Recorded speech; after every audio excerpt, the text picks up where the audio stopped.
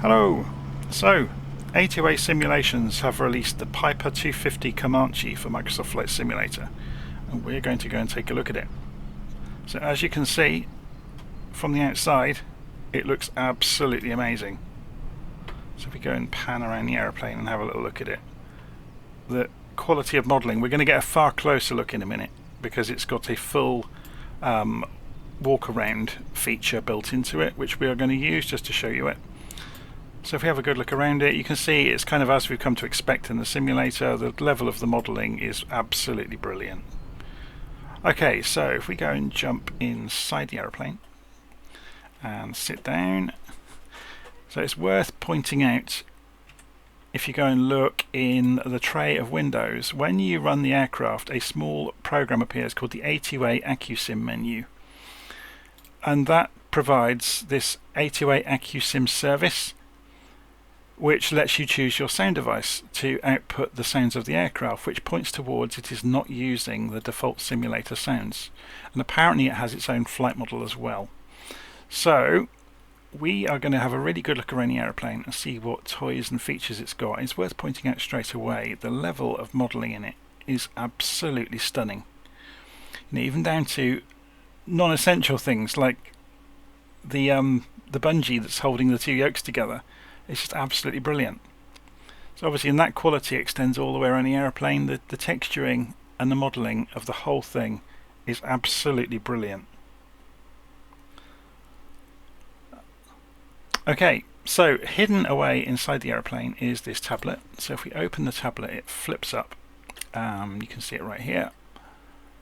And if we go and look through the tabs of the tablet on the flight information screen, you've got some live data about the environment around us, and you've also got, and I wish other aircraft did this, the reference numbers for rotation and landing, things like that, flap speeds.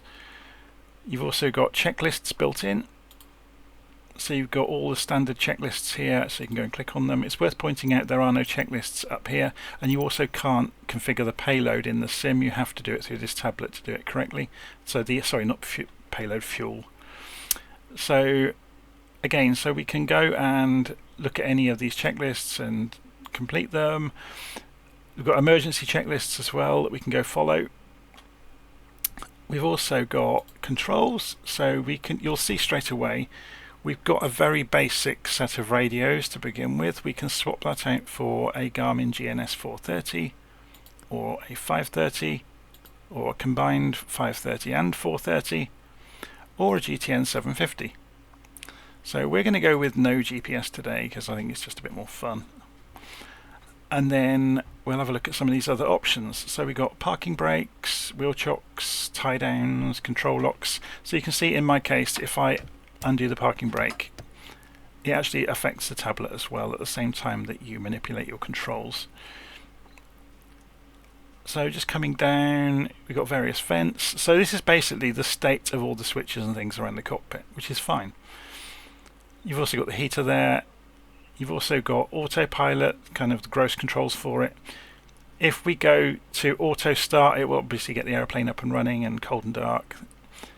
You've got lots of other options. It's mind-blowing really, the number of options that are in here. If we click on advanced options, then we can see all sorts of options around VR and flat screen and wear rate, which gives you an idea that this aircraft has got very, very accurate simulation of the engine. So we'll get to that next. If we go and look in fuel and payload, so this is where I said you have to go through here to set up the fuel for the aircraft and baggage. You can't do it via the simulator, otherwise it won't work properly. So if you go into the maintenance section, this is where it starts to get really interesting. So you've got all kinds of options as well around the actual airframe.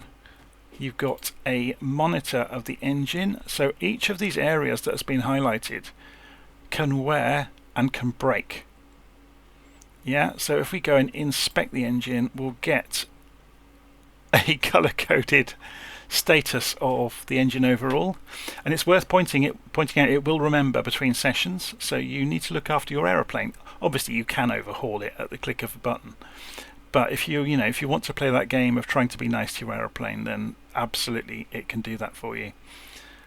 Beyond that, it gets even more interesting. There's an engine analyzer, and this all becomes animated when the engine's running. So you see the status of the pistons, the temperatures, the exhaust temperatures, the flow of gases and fuel, the magnetos doing their job, and you also see the electrical system with where the electric's being used around the aircraft. It's very, very clever.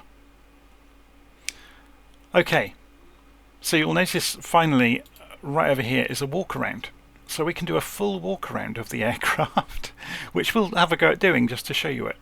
So if we go and click on the first marker here, you'll notice you get this disembodied tablet as you're walking around the aircraft. So you're going to go and try and wobble things to make sure there's no play in them, for example. And then we would go to the next point, and we can give the control surfaces a wiggle. And then we can go further around, and we can open the hatches, we can pull out caps on things, we can look down in there and see the level in there, and we can close that back up, and we could go then to the second viewpoint for this and look underneath, and notice if we grab this bottle we can siphon off some fuel and see how it looks. And then we can inspect the lights, make sure they're okay, and they all look fine. And then we can go to the next point, and we could remove the tie down here. And we'll go over to the next one, and we can unlock this one, have a look down in here. This is the main wing fuel tank. So again, you can have a look, make sure it's looking good to me. Put the lid back on.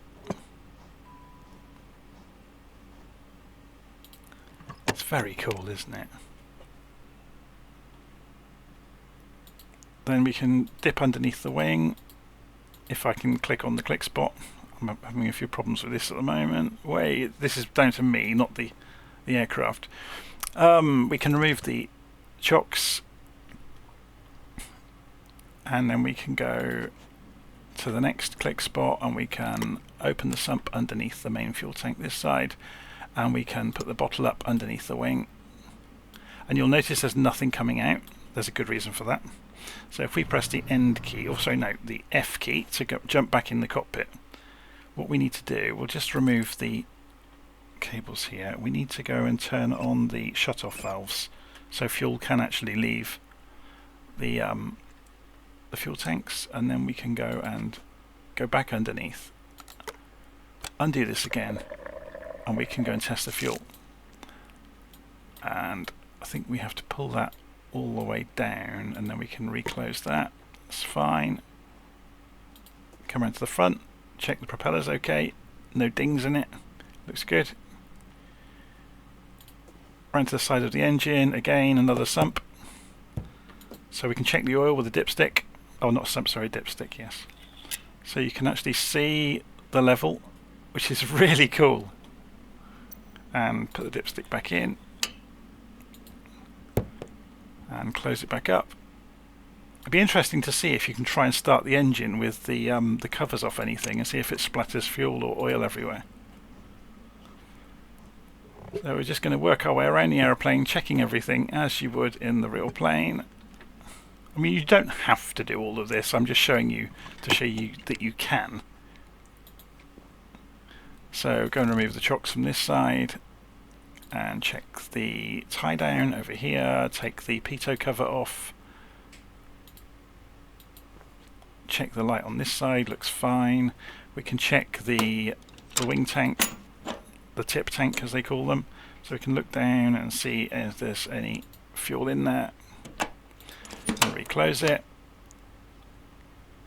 And again, so each tip tank has a sump on it as well. So you just lift it up and you can test that. I haven't tested to see if it actually depletes the fuel by doing that. So again, give the surfaces a wiggle.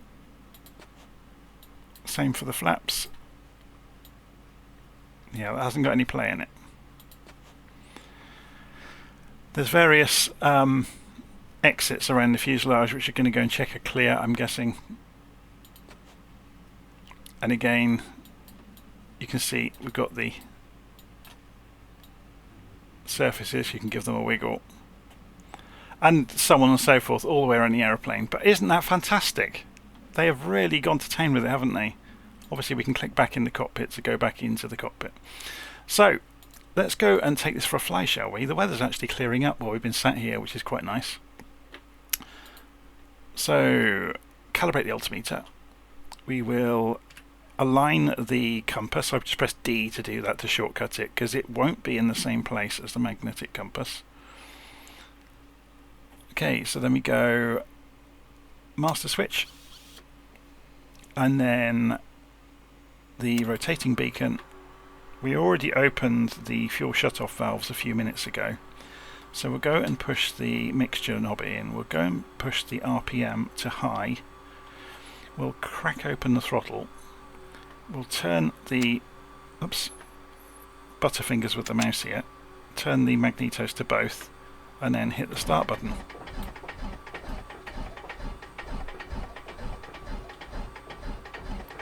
Oh, there's something I've forgotten. Let's stop the starter. I forgot to prime the engine. So unlock the primer.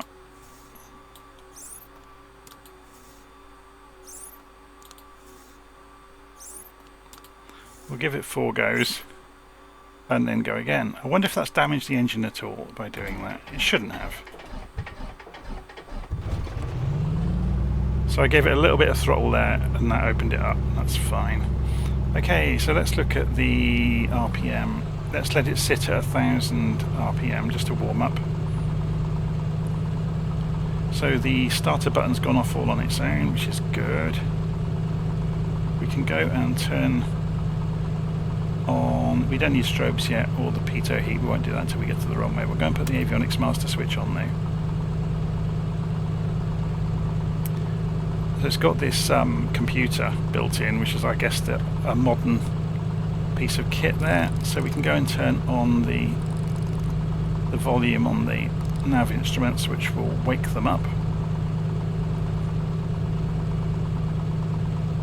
And we can go and put the transponder on standby. Okay, so we can clear the message here,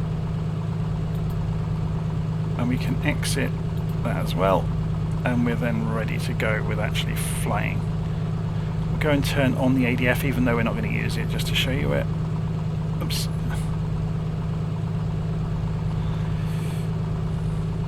Okay, so we're getting there.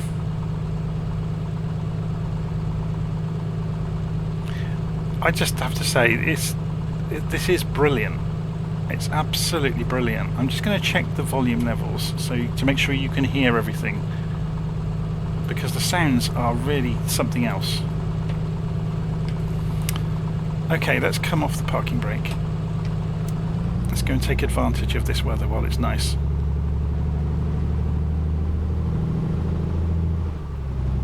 Have I removed everything? No, there's still a tie down, that's why we're not moving. So if we want to shortcut that, I'll put the parking brake back on. To shortcut that, we can do it via the tablet. We don't have to go running around the outside of the aeroplane to do it. So if we go to controls and just cycle the air, it's got rid of all the tie downs now just by cycling that, which is good. So it just goes to show there's lots of ways of doing things in the aeroplane. Let's come off the parking brake and we leap into action, and we can taxi out to the runway here at Wycombe Air Park. So we're just going to do a short flight over towards the Bovingdon VOR and then on towards Elstree, just to give the aeroplane a bit of a chance to stretch its legs and for us to get a bit of altitude, do a stall test and see how it behaves. Just testing wheel brakes there, they work nicely.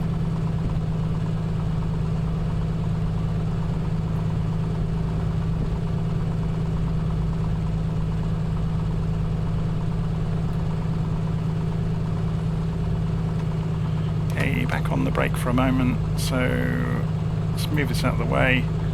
So strobes can come on, pitot heat can come on, and I think we're good to go. So I'll put the yoke back on so you can see any inputs I'm putting in while we're flying. And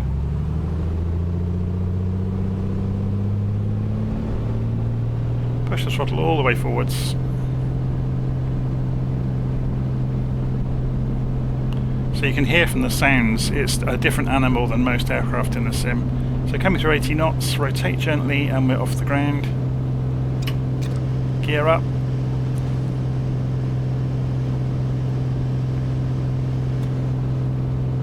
So in common with the procedure here at Wycombe, you're supposed to fly out to 30 degrees, so we will do so. You can see the aeroplane's moving around. It has a different flight model than anything else I've seen in Flight Simulator. It's very, very good. It does move around.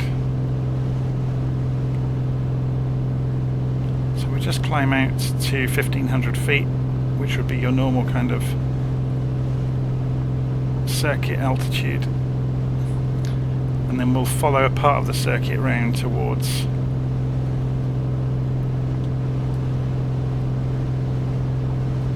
the exit out towards the Bovingdon VOR. So we're just levelling out, trimming the aeroplane out for the first time. So we're looking at the valley over here. Going to turn right in a moment. So it's got a nice turn coordinator down here. We're climbing unexpectedly, so need to trim it further. Not used to flying this by the book, so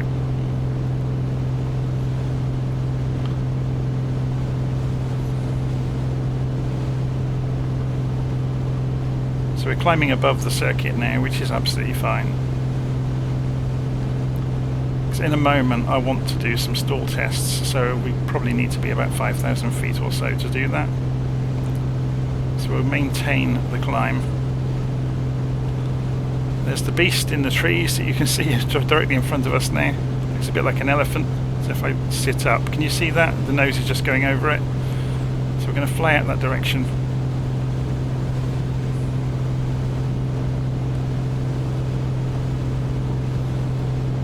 Trimming as I go. It's a very fast aeroplane. So we're holding, manifold pressure can go to about 25.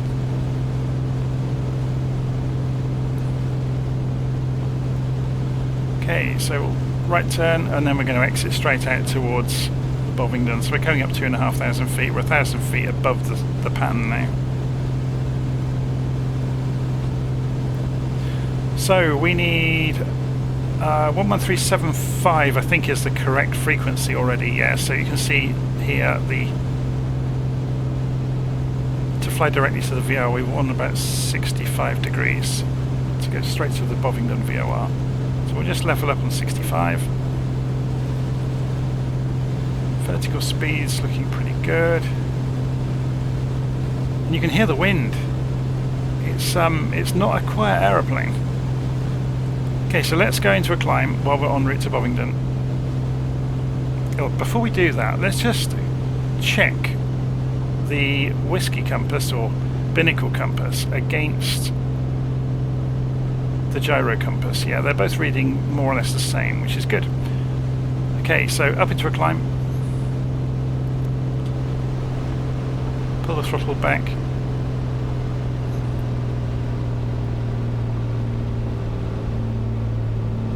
And you can see it's drifting left, and it's just starting to stutter. Oh, and it's dropped the left wing. Okay, let it get a bit of airspeed back, level back out, do the same trick again. Oh, we're going slightly to the left of our intended course, so we'll straighten back up, and on our way to Bovingdon we'll do another test. So this time we'll go more power. Very steep climb, and look at it drifting left. That is very impressive. So that's caused by the retreating and advancing propellers on each side of, or the blades on each side of the propeller. One grabbing the air and the other not, caused by the angle of attack. Obviously it's not as marked if you cut the throttle, it won't do it, which is what we saw earlier. That's fantastic. It's doing it again, look, it's rotating. So let's pull it into a full-on stall and drop the wing, put the rudder in, and we're spinning, and opposite rudder, and we're out. Pull it out before it accelerates too hard.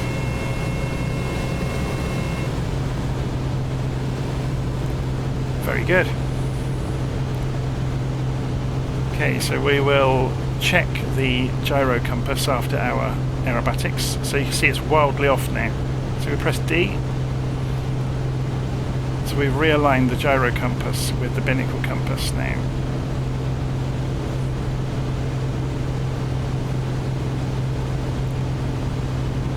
This is fantastic, this aircraft. I really can't say enough about how good it is.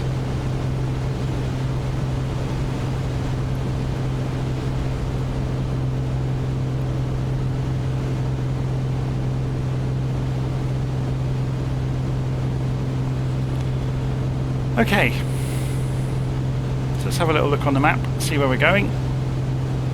So we want to leave Bovingdon on the 117 degree radial, so if we really wanted to, we could cut across, we could tune 117 on here now.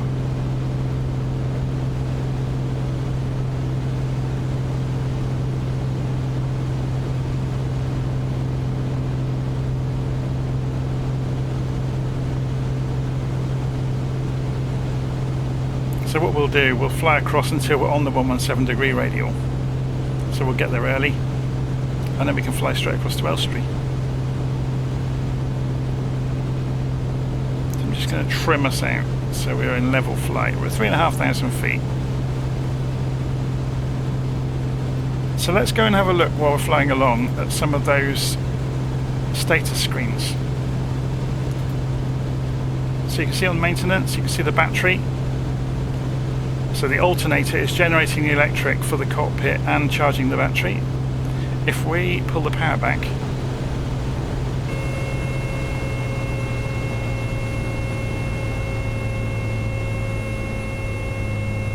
I was hoping we could make it lose enough voltage. It is dropping off, look. So the amperage is dropping off. If we reopen the engine up, it comes back up again. So if we go and look in the engine analyzer, running absolutely full throttle, look, it's gone red. If we pull the throttle back,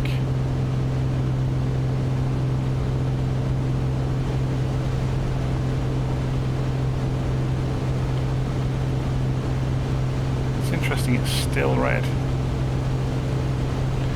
But it's interesting that you can see the status of the throttle here.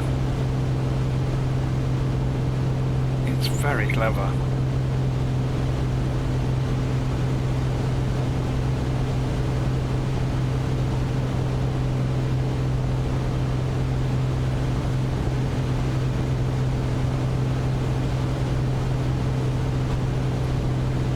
So if we wanted to play around with carb heat, for example, we could. We're above 3,000 feet, so should we try playing with the mixture?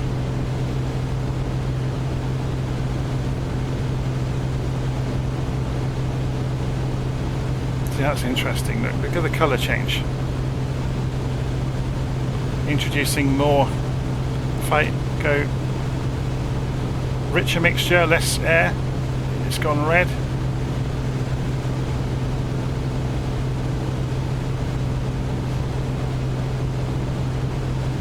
Very, very cool.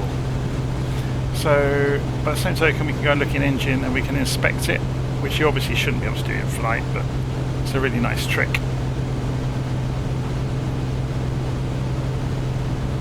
Looks like we're going to have some horrible weather over at Elstree, which will make a nice test to see how the rain is modelled on the glass, I guess. I just love that this has got such fidelity in the modelling. Brilliant, absolutely brilliant.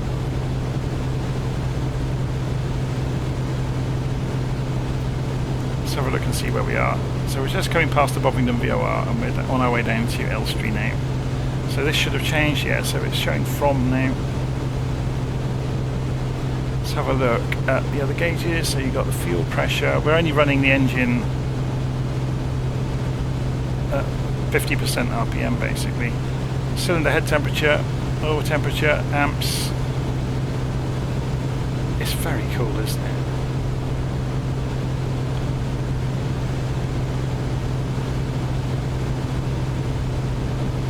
We've just flown over the track. Let's fly back towards it.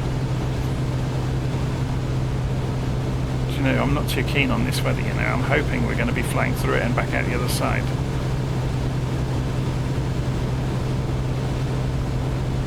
But like I said, it will be interesting to see what happens when we hit it.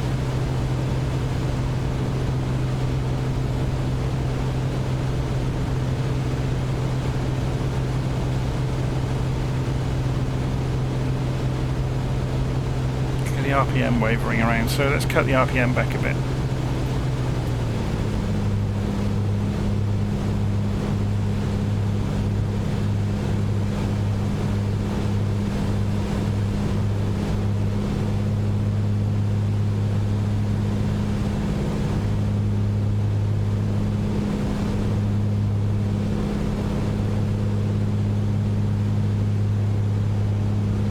Has got storm windows.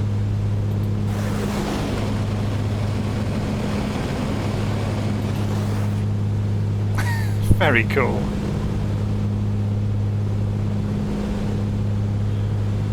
I think this is by far the best GA aeroplane I have seen in the simulator. It's worth pointing out as well, I haven't shown you it yet, if you pull enough G-force, the window shades fall down on their own from the G-force.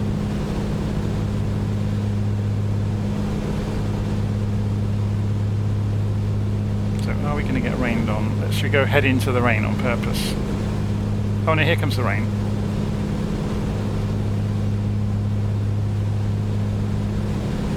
Yeah, I think we're just skirting the edge of it. We'll fly into it over here. We can always use the nav radio to come back. Just at 4,000 feet now.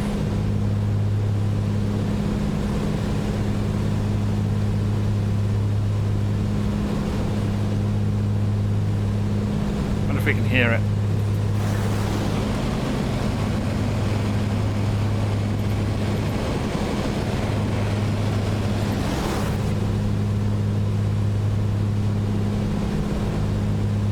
Okay, let's get back out towards where we were going. So we can see the studio complex down here at Elstree. You can see the runway, should not be too far away.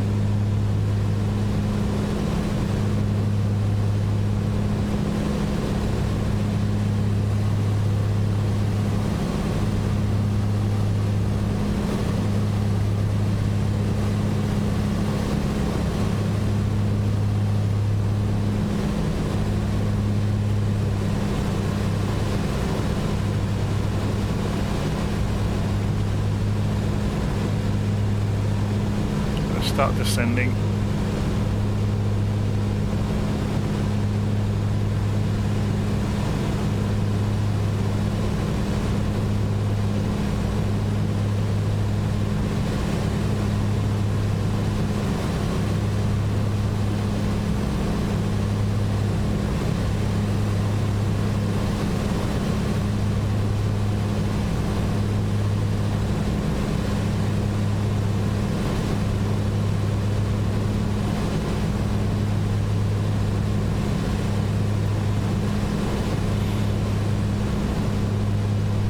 Should we have a look at it from outside? We haven't really looked outside, have we? It certainly looks the part, doesn't it? It's very cool.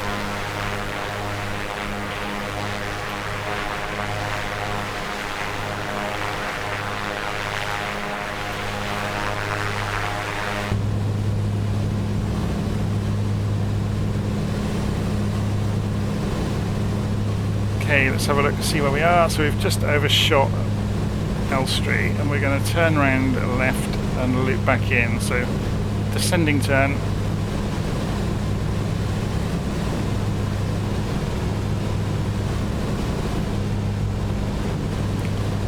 See hope it's not back in the rain over there. That's going to make it fun. No, it's just on the edge of the rain, look, the wrong way. So we're just going to loop back around, and we should have a nice straightforward approach in. So we're down below 3,000 feet now, so back to a rich mixture.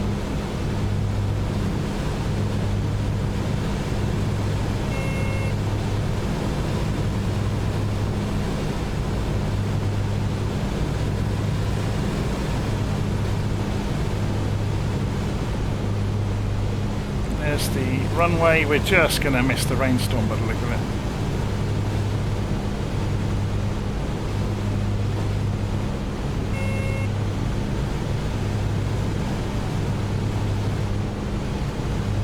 Centre my view up. Excuse me for a moment. There we go.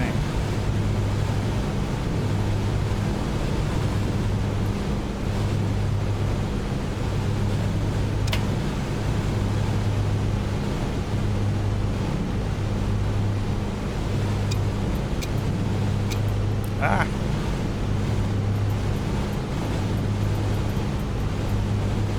This is one of the perennial problems of head tracker, is you end up having to do this, and then the wind moves you and you've done it again. Oh my word.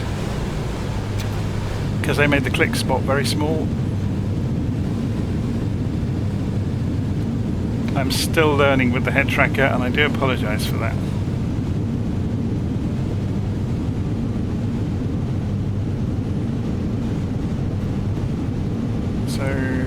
Just about within flaps range.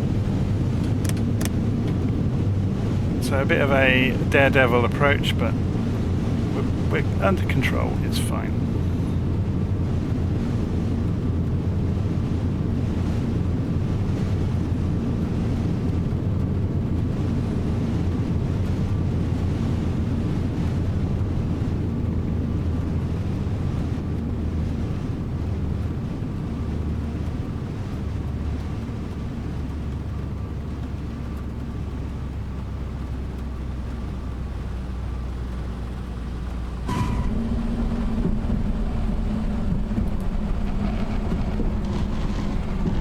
So, this aircraft simulates the tyres on the tarmac much as a racing car simulator does.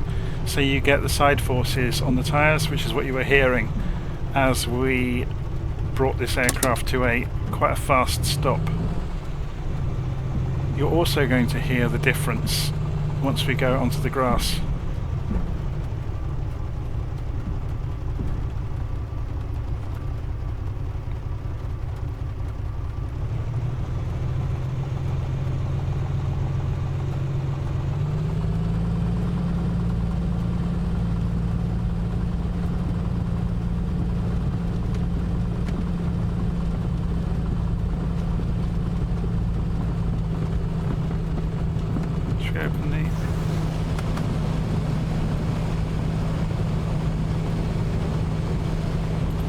Very cool, isn't it?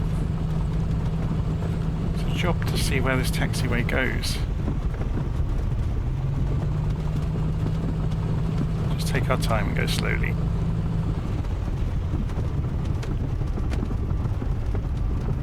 So we didn't use landing lights there, so that's a bad one on me. So turn the strobes off.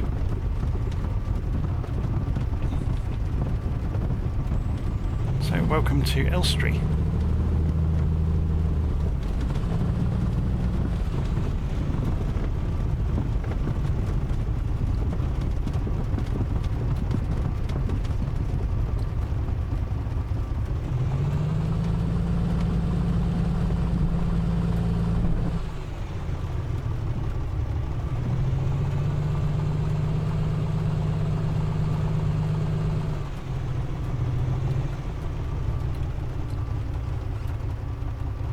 Park in front of the tower, shall we? Of course, in true flight simulator tradition, there's a bus parked in the way.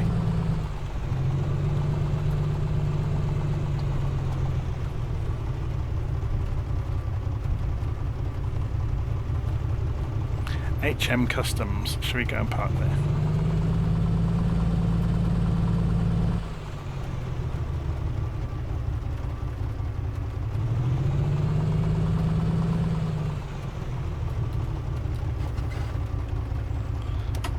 Okay, parking brake on.